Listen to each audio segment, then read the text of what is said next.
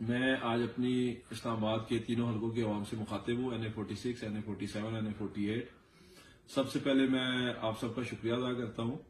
اور جو ہمارے تینوں حلقوں میں جو جیت ہوئی ہے وہ صرف اور صرف اسلام آباد کی عوام اور یہاں کی ہماری تنظیموں کے مرہون منت ہے، اور میں اس جیت کو، تینوں حلقوں کی جیت کو، اسلام آباد کی عوام اور تحریک انصاف کی تنظیم کے نام کر رہا ہوں۔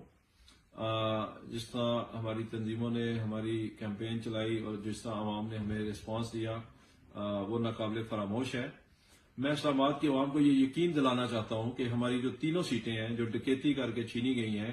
آپ کے مینڈیٹ پہ ڈاکہ مارا گیا ہے، اسلام آباد کی 24 لاکھ عوام کی توہین کی گئی ہے، اور 24 لاکھ عوام کے مینڈیٹ پہ جو ڈاکہ مارا گیا ہے، اس کو ہم کسی بھی صورت تسلیم نہیں کریں گے۔ ہم ہر محاذ پہ اس پہ لڑیں گے، ہم قانونی محاذ پہ لڑیں گے، ہم نے ECP میں رابطہ کیا ہے، ہم نے ہائی کورٹ پہ اس پہ رابطہ کیا ہے،